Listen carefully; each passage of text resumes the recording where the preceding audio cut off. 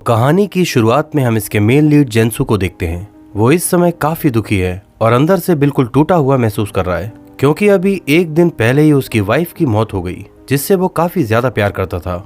वहीं दूसरी तरफ हम देखते हैं कि जेंसू की वाइफ का फ्यूनरल हो रहा है, लेकिन उसके ब्रदर इन लॉ के कई बार कॉल करने के बाद भी ना जाने क्यों जेंसू वहां पर नहीं जाता। जेंसू एक इंश्योरेंस कंपनी के लिए काम करता है, जहां उसका मेन काम होता है इस बात की इन्वेस्टिगेशन करना कि किसी भी क्लाइंट द्वारा क्लेम किए गए इंश्योरेंस बेनिफिट में कितनी सच्चाई है। यानी कि एक तरह से उसे किसी भी इंश्योरेंस क्लेम की जांच पड़ताल करते हुए थोड़ा बहुत झोल झाल करके अपनी कंपनी के लिए ज्यादा से ज्यादा पैसे बचाने होते हैं। फिर अगले दिन जब जेंसू अपने ऑफिस पहुंचता है तो देखता है कि उसका ब्रदर इन लॉ काफी गुस्से में उससे मिलने के लिए यहाँ पर आया है। वो जेंसू को देखते ही उस पर भड़कते हुए चिल्लाने लगता है और अपनी बहन की मौत का जिम्मेदार उसे ही ठहराता है। जेंसू के समझाने के बावजूद भी वो उसकी बात नहीं मानता और उसके साथ मारपीट तक पे उतारू हो जाता है। फिर किसी तरह उसके कलीग बीच बचाव करके इस लड़के को यहाँ से भगाते हैं। अपने बॉस की नजर में जेंसू यहाँ का सबसे ज्यादा होनहार एम्प्लॉय है। वो जेंसू को एक नया केस सौंपते हुए उसकी सारी डिटेल्स बताने लगता है कि आज से 2 महीने पहले किसी ब्लाइंड लड़की का एक्सीडेंट हो गया था, जो तब से लेकर आज तक कोमा में है। वो एक्सीडेंट जिस आदमी के कार से हुआ था वो हमारा क्लाइंट होने के साथ साथ बॉस का अच्छा दोस्त भी है। तो पिछले 2 महीनों से उस लड़की के इलाज का सारा खर्चा हमारी इंश्योरेंस कंपनी को ही उठाना पड़ रहा है और साथ ही साथ हमारे क्लाइंट के ऊपर पुलिस केस भी हो रखा है। तो मैं चाहता हूँ कि तुम उस हॉस्पिटल में जाकर इस केस से जुड़ी और जानकारियां भी इकट्ठी करो और पता लगाओ कि कहीं उस लड़की ने जानबूझकर सुसाइड करने की कोशिश तो नहीं की, क्योंकि अगर ऐसा होता है तो इस कंपनी के साथ साथ हमारे क्लाइंट की भी सारी मुश्किलें खत्म हो जाएंगी। इसके बाद जब जेंसू उस लड़की को देखने के लिए हॉस्पिटल में जाता है तो उसे याद आता है कि अभी कुछ दिनों पहले ही उसकी वाइफ को भी इसी हॉस्पिटल में एडमिट किया गया था। जेंसू यहाँ पुरानी बातों को याद करके कुछ देर के लिए इमोशनल और दुखी होने लगा था, लेकिन किसी तरह वो अपने आप को संभाल कर उस पेशेंट को देखने के लिए उसके रूम में जाता है। वहां पहुंचने के साथ ही जेंसू उसे अपना इंट्रोडक्शन देने लगता है, लेकिन तभी उसे याद आता है कि ये लड़की तो कोमा में है, इसलिए मेरे किसी भी बात का रिस्पॉन्स नहीं कर पाएगी। वो रूम में रखी हुई इस लड़की की छोटी मोटी चीजें देखने लगता है। इनमें कुछ प्लांट्स और छोटे मोटे पत्थर थे। ड्रॉर में उसे इस लड़की के बचपन का एक फोटो मिलता है, तो वो जल्दी से अपने फोन में इसकी एक फोटो खींच लेता है। तभी अचानक से वहाँ एक लड़की आकर उससे पूछती है कि ये तुम मेरी चीजों के साथ क्या कर रहे हो। उसे यूं अचानक से देखकर जेंसू थोड़ा घबरा जाता है। जेंसू को यूं डरा हुआ देख वो लड़की हैरानी के साथ उससे पूछती है कि क्या तुम मुझे देख सकते हो। जेंसू कहता है कि मैं कोई अंधा थोड़ी ना हूँ, जाहिर सी बात है कि मैं तुम्हें देख सकता हूँ। इसी समय यहाँ इस पेशेंट की नर्स भी आ जाती है, तो जेंसू उसके साथ कुछ बातें करने लगता है। इसी बीच जब ये लड़की जेंसू को छूकर देखती है तो उसकी हैरानी और भी ज्यादा बढ़ जाती है। जेंसू को ये सब कुछ थोड़ा अजीब सा लग रहा था, इसलिए वो जल्दी से उस कमरे से बाहर आ जाता है। जेंसू ने यहाँ इस बात पर बिल्कुल भी गौर नहीं किया कि अभी कुछ देर पहले वो जिस लड़की से बात कर रहा था वो असल में वही पेशेंट है जिसे देखने के लिए वो यहाँ पर आया था। तो आखिर ये कैसे पॉसिबल है कि एक ही लड़की जेंसू को 2 अलग अलग रूपों में दिखाई दे रही है? इस सवाल का जवाब हमें फिल्म में आगे मिलेगा। इस लड़की का नाम है मीजो और ये खुद भी इस बात से हैरान थी कि आखिर जेंसू उसे कैसे देख पा रहा है। इधर बाहर आने के बाद जेंसू की नजर कुछ ऐसे ढोंगी मरीजों पर पड़ती है जो इंश्योरेंस के पैसों के लिए जानबूझकर बीमार होने का नाटक करके इस हॉस्पिटल में भर्ती थे। इनमें से एक पेशेंट को जेंसू पहचान लेता है। इस आदमी का नाम है जॉनी और इसने जेंसू की कंपनी से ही इंश्योरेंस लिया था। जेंसू के वहां पहुंचते ही ये सब लोग एक बार फिर बीमार होने का नाटक करने लगते हैं। जेंसू जॉनी से कहता है कि तुम नौटंकी काफी अच्छी करते हो, तुम्हें इस हॉस्पिटल में नहीं बल्कि किसी नाटक कंपनी में होना चाहिए था। इंश्योरेंस कंपनी को बेवकूफ बनाकर पैसे लूटना बंद करो, वरना तुम किसी दिन बहुत बुरा फंसोगे। मीजो के बारे में और ज्यादा जानकारी पाने के लिए जेंसू उसकी एक गार्जियन से मिलने के लिए जाता है। यहाँ जेंसू को पता चलता है कि मीजो बचपन से ही अनाथ है, जिस वजह से मीजो की ये फ्रेंड ही उसकी इकलौती गार्जियन है। जेंसू उससे पूछता है कि जिस दिन मीजो का एक्सीडेंट हुआ था क्या उस दिन वो किसी बात से परेशान या डिप्रेशन में थी। जेंसू के इस सवाल पर मीजो की फ्रेंड काफी भड़क जाती है और कहती है कि तुम लोग आखिर साबित क्या करना चाहते हो? यही ना कि मीजो ने जानबूझकर सुसाइड करने की कोशिश की।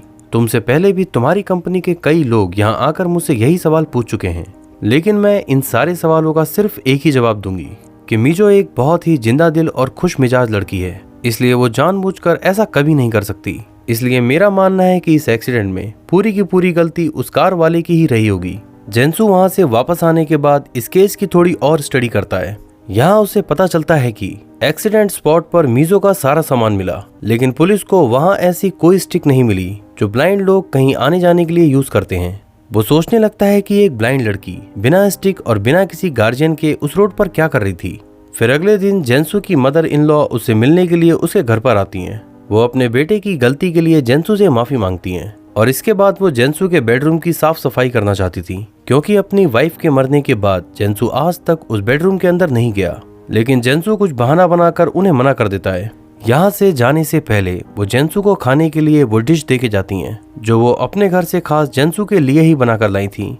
उनके जाने के बाद जब जेंसू इस डिश को खाना शुरू करता है तो चाहकर भी अपने आंसुओं को रोक नहीं पाता, क्योंकि इसका टेस्ट काफी हद तक ठीक वैसा ही था जैसा जेंसू की वाइफ उसके लिए बनाया करती थी। फिर अपने इस गम को थोड़ा हल्का करने के लिए वो एक बार में जाकर बहुत शराब पीता है। फिर देर रात जब वो नशे में अपने घर की तरफ लौट रहा था तो देखता है कि उसकी पॉकेट में वो छोटा सा पत्थर है जिसे वो गलती से उस हॉस्पिटल से ले आया था।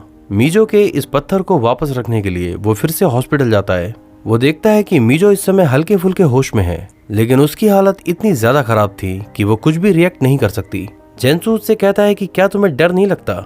आखिर बिना स्टिक के तुम उस रोड पर क्या कर रही थी?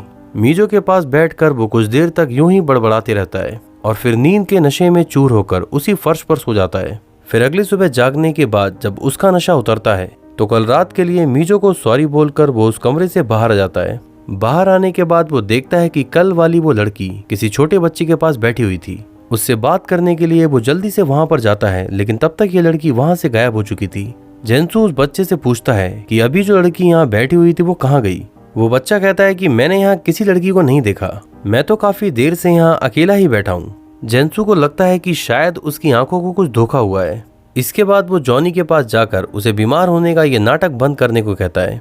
इसी समय वो लड़की वहां आकर जेंसू को हाय कहती है। जेंसू भी उसके साथ कुछ बातें करने लगता है तो जॉनी उससे पूछता है कि आखिर तुम किससे बातें कर रहे हो। जेंसू उससे कहता है कि क्या तुम्हें दिखाई नहीं देता, तुम्हारे पीछे जो लड़की खड़ी है मैं उसी से बातें कर रहा हूँ। लेकिन जॉनी इस लड़की को नहीं देख पा रहा था, इसलिए जेंसू की ये हरकतें उसे किसी पागल जैसी लगती हैं। जॉनी के वहां से जाने के बाद मीजो उसे समझाती है कि तुम्हारे अलावा मुझे कोई भी नहीं देख सकता। जेंसू उससे पूछता है कि आखिर तुम कौन हो और मेरा पीछा क्यों कर रही हो।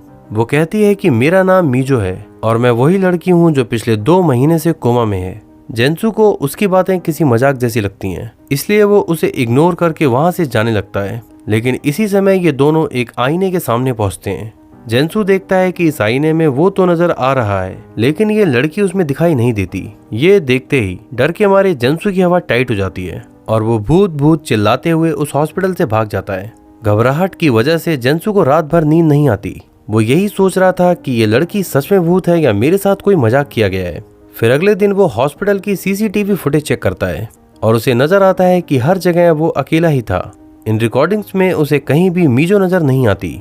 इसके बाद वो हॉस्पिटल की छत पर जाता है जहां मीजो पहले से मौजूद थी। जेंसू को अभी भी यही लग रहा था कि मीजो उसके साथ कोई मजाक कर रही है, लेकिन मीजो उसे भरोसा दिलाने के लिए पानी की एक बूंद को पकड़ने की कोशिश करती है। जेंसू देखता है कि पानी की बूंद उसकी हाथों में आने के बजाय उसकी हथेली के आर पार चली गई। ये देखते ही जेंसू बेहोश होकर वहीं गिर जाता है। थोड़ी देर बाद जब उसे होश आता है तो मीजो उसे ये सारी कहानी समझाती है। वो जेंसू को बताती है कि मैं मीजो की आत्मा हूँ। वो जब तक कोमा में रहती है तब तक मैं उसके शरीर से बाहर रहती हूँ, लेकिन जैसे ही वो थोड़ी कॉन्शियस होती है और उसे होश आता है तो उतनी देर के लिए मैं इस दुनिया से गायब हो जाती हूँ। मेरे साथ ये सब कुछ उस दिन से हो रहा है जब मेरा एक्सीडेंट हुआ था। कोई भी मुझे देख नहीं सकता, लेकिन न जाने क्यों तुम मुझे देख पा रहे हो, और हैरानी की बात है कि मैं तुम्हें छू के महसूस भी कर सकती हूँ। जेंसू कहता है कि अच्छा, तो इसका मतलब है कि तुम एक भूत हो। मीजो कहती है कि नहीं, जब तक मेरा शरीर जिंदा है मैं भूत कैसे बन सकती हूँ। मैं बस मीजो की आत्मा हूँ जो उतनी देर के लिए ही इस दुनिया में रहती है जब तक उसका शरीर कोमा में होता है। जेंसू के अलावा यहाँ किसी भी इंसान को मीजो नजर नहीं आ रही थी, इसलिए उन्हें लग रहा था कि यह आदमी पागल हो गया है जो खुद में ही कुछ बड़बड़ाए जा रहा है। मीजो जेंसू से कहती है कि आज मुझे कहीं जाना था तो प्लीज मुझे अपने साथ वहाँ ले चलो। पहले तो जेंसू उसकी कोई बात नहीं मानता, लेकिन मीजो के काफी ज्यादा रिक्वेस्ट करने पर जेंसू उसे अपने साथ ले जाने के लिए राजी हो जाता है। इसके बाद जब ये दोनों साथ जा रहे थे तो मीजो रास्ते में दिखने वाली हर चीज को देखकर काफी ज्यादा सरप्राइज्ड और एक्साइटेड थी। इसकी वजह ये थी कि मीजो अपनी लाइफ में पहली बार ये सारी चीजें देख रही थी, क्योंकि असली मीजो तो जन्म से ही ब्लाइंड थी, इसलिए वो कभी कुछ देख नहीं पाई। लेकिन मीजो की आत्मा अपनी आंखों से ये सब कुछ देख सकती थी और इसीलिए वो दिखने वाली हर चीज के बारे में जेंसू से सवाल कर रही थी। शुरू में तो जेंसू उसे सब कुछ एक्सप्लेन करता है, लेकिन मीजो के सवाल इतने ज्यादा थे तो जवाब देते हुए जेंसू अब इरिटेट होने लगा था। थोड़ी देर बाद ये दोनों उस जगह पर पहुंचते हैं जहां मीजो जाना चाहती थी। असल में आज यहाँ मीजो के एक फ्रेंड की शादी हो रही थी। अपने एक्सीडेंट से पहले मीजो ने इस कपल को प्रॉमिस किया था कि वो इनकी शादी में जरूर आएगी और अपने उसी वादे को पूरा करने के लिए मीजो की आत्मा आज यहाँ पर आई है। इस मैरिज पार्टी में मीजो को याद करते हुए ये लोग उसका एक पुराना वीडियो चलाते हैं जिसमें वो इस कपल को एडवांस में शादी की बधाई देने के साथ साथ अपने दोस्त के लिए कुछ बहुत प्यारे मैसेजेस भी देती है। ये वीडियो देखते हुए मीजो के साथ साथ जेंसू भी थोड़ा इमोशनल हो जाता है। इसके बाद ये दोनों मीजो के पेट डॉग से भी मिलते हैं। यहाँ मीजो के इंसिस्ट करने पर जेंसू अपनी लाइफ में पहली बार किसी डॉग को सहला कर देखता है। अपने हॉस्पिटल में वापस पहुंचने के बाद मीजो जेंसू को इतना समय देने के लिए शुक्रिया कहती है और साथ ही वो जेंसू से कहती है कि तुम मेरी एक्सीडेंट रिपोर्ट में जो चाहे लिख सकते हो, मुझे उससे कोई एतराज नहीं होगा। जेंसू का बॉस चाहता है कि वो किसी भी तरह इस एक्सीडेंट को सुसाइड साबित कर दे, लेकिन जेंसू उससे कहता है कि वो बिना पूरा सच जाने ऐसा कुछ भी नहीं करने वाला। फिर अगले दिन वो मीजो से मिलने के लिए फिर से हॉस्पिटल जाता है, लेकिन मीजो की बॉडी इस समय थोड़ा बहुत होश में थी, जिस वजह से उसे मीजो की आत्मा कहीं नजर नहीं आती। थोड़ी देर बाद जब जेंसू यहाँ से वापस जाने लगता है तो गेट के पास उसकी मुलाकात जॉनी से होती है। जेंसू उसे डांटते हुए बीमार होने वाला ये फ्रॉड बंद करने को कहता है। जॉनी उससे कहता है कि बस कुछ ही दिनों की बात है, उसके बाद मैं ये सब कुछ छोड़ दूंगा। लेकिन जेंसू उससे कहता है कि मैं इंश्योरेंस कंपनी में तुम्हारी कंप्लेन करूंगा, जिस वजह से इन दोनों के बीच झगड़ा शुरू हो जाता है। जॉनी देखता है कि एक छोटा बच्चा दूर खड़ा ये सब कुछ देख रहा था, तो वो तुरंत इस झगड़े को रोककर यहाँ से कल्टी हो लेता है। फिर अगले दिन जब जेंसू हॉस्पिटल जाता है तो मीजो उसे वहाँ मिल जाती है। ये दोनों हॉस्पिटल की छत पर बैठकर कुछ बातें करने लगते हैं। मीजो कहती है कि मुझ में एक खासियत है कि मैं किसी भी चीज को छूकर उसके बारे में काफी कुछ जान सकती हूँ। फिर वो जेंसू के हाथों को छूने के बाद उसे बताती है कि फिलहाल तुम अपनी जिंदगी से बिल्कुल भी खुश नहीं हो और पुरानी यादों के बोझ के तले ही दबे हुए हो। जेंसू उससे पूछता है कि एक्सीडेंट के बाद तुम इस दुनिया को देख पा रही हो, तो अब तुम्हें कैसा लगता है। मीजो कहती है कि देख पाने की मुझे थोड़ी बहुत खुशी तो है, लेकिन उससे ज्यादा गम मुझे इस बात का है कि तुम्हारे अलावा मैं किसी भी चीज को छूकर महसूस नहीं कर सकती। मीजो को मायूस देख जेंसू उसे घुमाने के लिए अपने साथ बाहर लेके जाता है। ये दोनों एक बड़े से एक्वेरियम में जाते हैं जहाँ की रंग बिरंगी मछलियों को देखकर मीजो काफी खुश होती है। जेंसू मीजो से उसकी पास्ट लाइफ के बारे में पूछता है।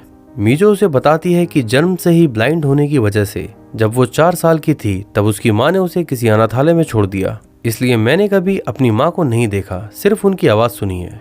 इसके बाद ये दोनों घूमते हुए किसी पार्क में पहुंचते हैं। किसी पेड़ से गिरते हुए फूलों को देखकर मीजो काफी खुश थी, लेकिन वो उस समय मायूस हो जाती है जब इन फूलों को पकड़ने की कोशिश करती है, क्योंकि ये फूल उसकी हथेली को पार कर जाते हैं। तो जेंसू अपने हाथों को उसकी हथेली के नीचे रखता है, जिस वजह से ये फूल अब मीजो के हाथों में रुकने लगते हैं। ये देखकर मीजो खुशी से खिलखिला उठती है। फिर अगले दिन जेंसू उस अनाथालय के स्टाफ की मदद से मीजो की मदर के बारे में पता लगा लेता है। मीजो की मदर इस शहर से कहीं दूर एक हेयर सलून चलाती है। जेंसू हेयर कट के बहाने वहां जाकर उनसे मिलता है। थोड़ी बहुत देर इधर उधर की बातें करने के बाद वो मीजो के बारे में उन्हें बताता है, लेकिन अपनी बेटी मीजो का नाम सुनते ही औरत भड़क जाती है और कहती है कि मैं ऐसी किसी भी लड़की को नहीं जानती। असल में ये औरत मीजो को अपनी लाइफ का फेलियर मानती है और आज भी उसको लेकर कहीं ना कहीं थोड़ा बहुत गिल्ट फील करती है। मायूस होकर जेंसू को यहाँ से वापस जाना पड़ता है। इधर जब जेंसू के बॉस को ये पता चलता है कि वो जानबूझकर इस केस में अपनी कंपनी के खिलाफ काम कर रहा है, तो वो उसे इस केस से हटाकर किसी दूसरे आदमी को अपॉइंट कर देते हैं। फिर अगले दिन जब जेंसू उस हॉस्पिटल में जाता है तो मीजो उससे एक मदद मांगती है। इस हॉस्पिटल में एडमिट छोटे बच्चों का मन बहलाने के लिए आज यहाँ एक फंक्शन रखा गया था, जहाँ ये सारे बच्चे अपने पेरेंट्स के साथ मिलकर पेंटिंग, गेम्स और पतंग उड़ाने जैसी एक्टिविटी का मजा ले रहे थे। लेकिन उनमें से एक बच्चा बिल्कुल अकेला गुमसुम सा बैठा हुआ था, तो मीजो के रिक्वेस्ट करने पर जेंसू वहाँ जाकर उसके फादर होने का रोल प्ले करता है। ये दोनों मिलकर काफी सारी फन एक्टिविटीज करते हैं और इन दोनों के साथ साथ मीजो भी इन पलों को काफी इंजॉय कर रही थी। कुछ देर बाद यहाँ पर जॉनी आता है। ये बच्चा उसकी तरफ हाथ हिलाते हुए उसे पापा कहकर बुलाने लगता है। तो आज जेंसू को ये बात समझ आती है कि जॉनी इंश्योरेंस कंपनी के साथ वो सारा फ्रॉड सिर्फ और सिर्फ अपने बच्चे के इलाज के लिए कर रहा था। ये देखने के बाद जेंसू फैसला लेता है कि वो जॉनी के खिलाफ अपनी कंपनी में कंप्लेन नहीं करेगा। कुछ घंटों बाद मीजो की मदर उसे देखने के लिए इस हॉस्पिटल में आती है। लेकिन अब वो अपने किए पर इतनी शर्मिंदा थी कि उसे करीब से देखे बिना बाहर से ही वापस जाने लगती है। जेंसू उन्हें रोककर उनको उनकी बेटी के प्रति जो रिस्पॉन्सिबिलिटी बनती है वो समझाने लगता है, लेकिन मीजो यहाँ इन दोनों को बातें करते हुए देख लेती है और वो समझ जाती है कि जरूर जेंसू ने ही मेरी मदर को मेरे एक्सीडेंट के बारे में बताया होगा। इसके बाद ये दोनों छत पर जाके बातें करने लगते हैं। मीजो उससे कहती है कि तुम्हें मेरी मॉम के पास जाकर उन्हें ये सब कुछ नहीं बताना चाहिए था, लेकिन इसमें तुम्हारी कोई गलती नहीं है क्योंकि मैंने ही तुम्हें आज तक पूरा सच नहीं बताया। फिर मीजो उसे बताती है कि मैं बचपन से ही सोचा करती थी कि एक न एक दिन मैं अपनी मॉम से जरूर मिलूंगी, और आज से 2 महीने पहले जिस दिन मेरा एक्सीडेंट हुआ था मैं उनसे मिलने के लिए उनकी शॉप पर गई थी। मुझे ऐसा लगता था कि शायद मुझे देखने के बाद मेरी मॉम खुश होंगी, लेकिन जब मैंने उन्हें बताया कि मैं उनकी बेटी मीजो हूँ तो उन्हें ये सुनकर बिल्कुल भी अच्छा नहीं लगा और उन्होंने साफ तौर पर मुझे पहचानने से इनकार कर दिया। मैंने उन्हें समझाया कि मैं यहाँ पर आपका बसा बसाया घर खराब करने के लिए नहीं आई हूँ, मैं तो जिंदगी में बस एक बार आपसे मिलना चाहती थी। लेकिन फिर भी मॉम ने मेरी कोई बात नहीं सुनी और तुरंत के तुरंत मुझे शॉप से बाहर जाने को कहा। उनके इस बिहेवियर से मुझे बहुत गहरा सदमा लगा और मायूस होकर मैं वहां से बाहर आ गई। लेकिन फिर मुझे याद आया कि जल्दबाजी में मैं अपनी स्टिक वहीं छोड़ाई। मैंने सोचा कि अगर अपनी स्टिक लेने के लिए मैं उस शॉप में वापस जाऊंगी तो शायद इस बात से मेरी मॉम का गुस्सा और भी ज्यादा भड़क जाए, इसलिए मैं बिना स्टिक के ही वहां से जाने लगी। उन रास्तों पर चलते हुए मैं यही सोच रही थी कि आज दूसरी बार मुझे मेरी मॉम ने अपनी लाइफ में एक्सेप्ट नहीं किया। इसी बीच वहां से गुजरती एक तेज कार से मेरा एक्सीडेंट हो गया और तब से लेकर आज तक मेरा शरीर कोमा में है। जेंसू कहता है कि तुम्हारे साथ जो भी हुआ मुझे उसका बहुत दुख है, लेकिन इसी बीच मीजो उस छत से गिरकर अचानक से गायब हो जाती है। जेंसू जल्दी से भागकर मीजो के रूम में जाता है। वो देखता है कि मीजो की हालत बहुत ज्यादा खराब हो चुकी है और वो खून की उल्टियां कर रही है। अपने घर जाने के बाद जेंसू एक बार फिर से अपने बेडरूम में जाने की कोशिश करता है, लेकिन अतीत की कड़वी यादों की वजह से वो ऐसा नहीं कर पाता। अगले दिन मीजो की मदर उसे देखने के लिए फिर से हॉस्पिटल में आती है। वो मीजो के शरीर के पास बैठकर रोते हुए अपनी गलतियों को स्वीकार करते हुए उससे माफी मांगती है। मीजो की आत्मा अपनी माँ को इस हालत में देखकर और भी ज्यादा दुखी होती है। फिर शाम के समय जेंसू और मीजो एक बार फिर से हॉस्पिटल की छत पर मिलते हैं। मीजो उससे कहती है कि मैं अब कभी भी ठीक नहीं होने वाली और मेरा शरीर भी इस समय बहुत ज्यादा तकलीफ में है। मेरी मॉम भी मेरी इस हालत को देखकर बहुत ज्यादा दुखी है, इसलिए मुझे अब इस दुनिया को छोड़कर चले जाना चाहिए। वो जेंसू से कहती है कि तुम मेरे रूम में जाकर कुछ देर के लिए मेरी ऑक्सीजन सप्लाई कट कर दो ताकि मैं इस दर्द भरी जिंदगी से छुटकारा पा सकूं। जेंसू उसे डांटते हुए कहता है कि मैं ऐसा कुछ भी नहीं करने वाला। फिर जेंसू उसे बताता है कि वो और उसकी वाइफ अपनी लाइफ में काफी खुश थे, लेकिन फिर एक दिन उसकी वाइफ को पैरालिसिस हो गया, जिस वजह से उसके अंदर जीने की इच्छा खत्म होने लगी थी। जेंसू ने इस बुरे वक्त में उसका बहुत ख्याल रखा, लेकिन उसकी वाइफ हर समय बस मरने की ही बातें किया करती थी। लेकिन फिर भी इन खराब हालातों में जेंसू ने उसके साथ साथ खुद को भी संभाला। फिर एक दिन उसकी वाइफ घूमने के लिए पहाड़ों पर जाना चाहती थी। फिर जब ये दोनों वहां पर पहुंचे तो उसने जेंसू से कहा कि तुम जाकर ब्लैंकेट ले आओ क्योंकि मुझे ठंड लग रही है। जेंसू जब ब्लैंकेट लेकर वापस आता है तो देखता है कि उसकी वाइफ वहां पर नहीं है। उसे पता चलता है कि उसकी वाइफ ने इन पहाड़ों से गिरकर आत्महत्या कर ली और तब से लेकर आज तक जेंसू इस घटना के लिए खुद को माफ नहीं कर पाया। मीजो उसे समझाती है कि इसमें तुम्हारा कोई दोष नहीं, तुम अपनी वाइफ के लिए जो भी कर सकते थे तुमने वो सब कुछ किया, लेकिन इस जिंदगी में कुछ ऐसी चीजें होती हैं जिस पर हम इंसानों का कोई बस नहीं चलता, इसलिए तुम्हें अब खुद को माफ करके लाइफ में आगे बढ़ना चाहिए। फिर मीजो के यहाँ से जाने के बाद जेंसू, जिसने इतने दिनों से अपने आंसुओं को रोक रखा था, फूट फूट कर रोने लगता है। काफी देर तक रोने के बाद उसका मन अब हल्का हो चुका था। फिर अगले दिन वो अपने घर के बेडरूम में जाता है।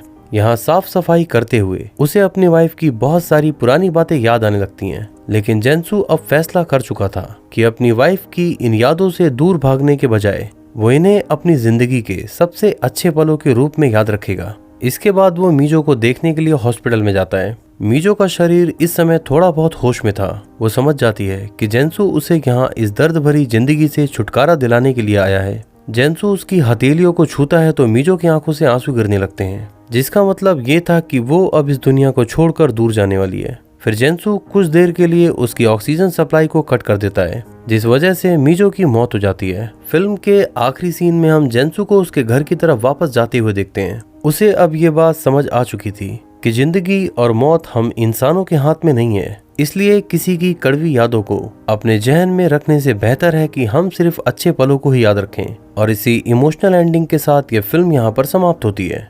तो देखा जाए तो इस फिल्म की शुरुआत और एंडिंग दोनों ही सैड थी, लेकिन ये फिल्म हमें सिखाती है कि किसी भी इंसान के गुजर जाने के बाद जिंदगी भर उसकी यादों में मातम मनाने से बेहतर है कि हम उसके साथ बिताए हुए अच्छे पलों को याद रखें, ताकि हमारे साथ साथ उस इंसान की आत्मा भी खुश रह सके।